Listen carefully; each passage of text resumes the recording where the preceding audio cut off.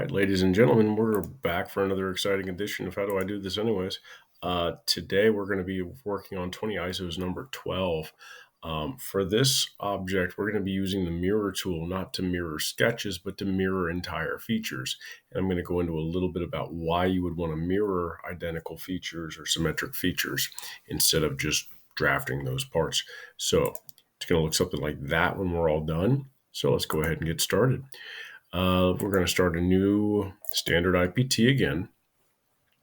And I'm just going to go ahead and start out on this XZ plane right there. Rotate it around so it looks a little bit better in my opinion. And now we're going to put our rectangle. We want to create a 2-point rectangle. I'm going to go ahead and just click for a green constraint on that origin. And I'm seeing that this thing is supposed to be like, I don't know, 12 inches long by 4 inches wide. And then I'm going to break this thing into 2 parts. So I'm just going to have this extruded to be a 2-inch tall base. So I got that right there. And I'm going to go ahead and I'm going to put this tower block on top of that thing. Okay. So in order to do that, I need to center it. One way to center it that gives you a nice dead-on center and also gives you some geometry to work with later is this midplane between 2 planes. So I'm going to go ahead and do that here to give my midpoint across this direction. And I'm going to do that again. I'm going to select midplane between 2 planes here and then here. All right. Now I want to go ahead and create a point there. I want to be a point at the intersection of plane surface. Or actually, I should be able to just lock that on with the sketch in there. I'm going to go ahead and grab my point tool. Boom. Maybe difficult to see, but it's just locked onto that point. Okay? Yeah, it didn't. We're going to go ahead and project our geometry of those 2 planes, 1 and 2. If you think that there's too many grids, I would suggest you go ahead and come up here to your manage. Your tools, application settings, and then turn off the grid lines. So now, no grid lines.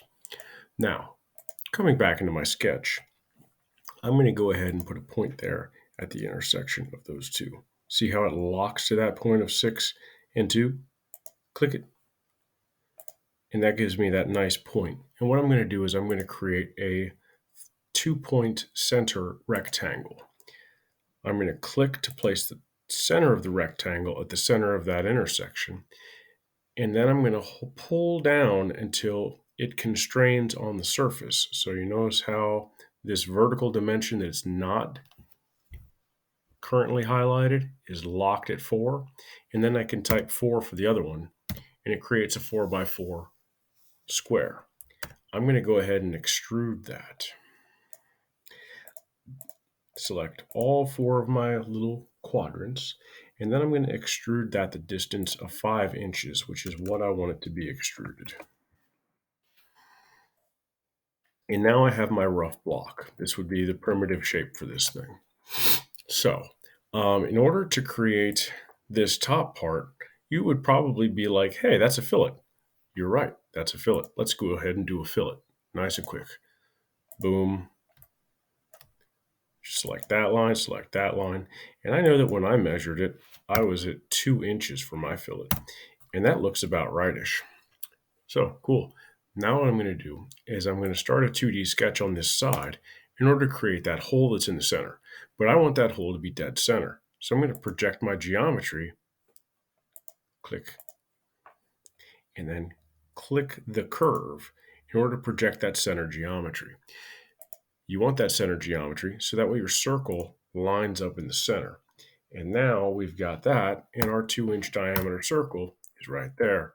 So we can finish that sketch, and then we can go ahead and extrude the sketch. Inventor realizes we just made that geometry. So it's like, hey, you probably want to do something with that geometry. So it's right.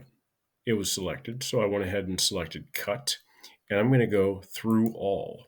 That way, regardless of how thick this thing ends up being, it's going to be a cut that's through the whole thing. Okay, if you go back and change it later, so that way instead of being 4 inches across, it was 5 inches across, that hole would still be all the way through. If you change it to be the entire width, that hole is still all the way through. Okay, now let's go ahead and start playing with this thing.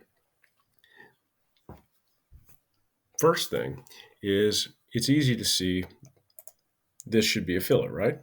Sure, let's go ahead and do that. I'm going to go ahead and say that you should make it this side and then mirror this side, okay?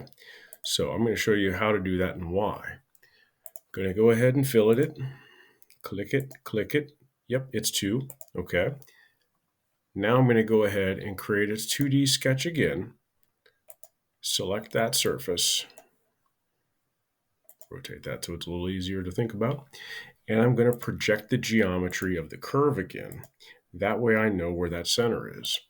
That way, when I create my centers or my hole, I can line that geometry right on up. That is a 2-inch diameter hole. Now I can go ahead and hit E to extrude that. Again, cut it. Again, make it through all. And click OK. Now, that was not that complicated of a procedure in order to do. I could very quickly go ahead and do that on this side also. But what I'm going to tell you is not to do that.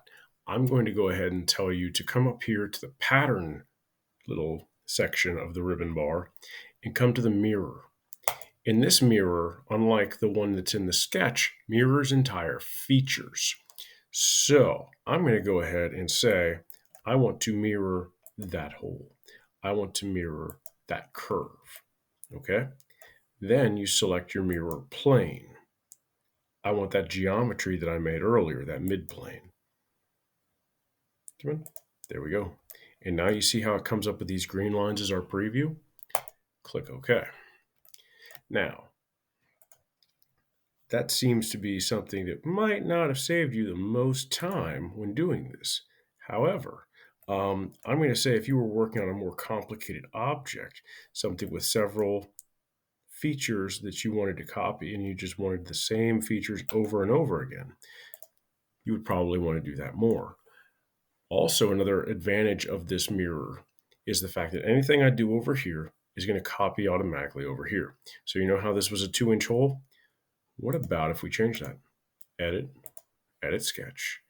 Instead of being 2 inches now, I want it to be a 1-inch hole. You change it in the sketch, right? It carried through. Okay.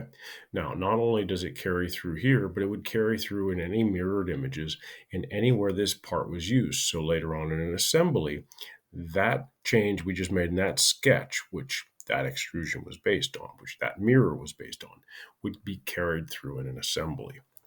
So hopefully you found this video useful. I'm going to go ahead and Control Z to go back. And go ahead and save your work. Make sure your initials are at the end of your document. Have a great day.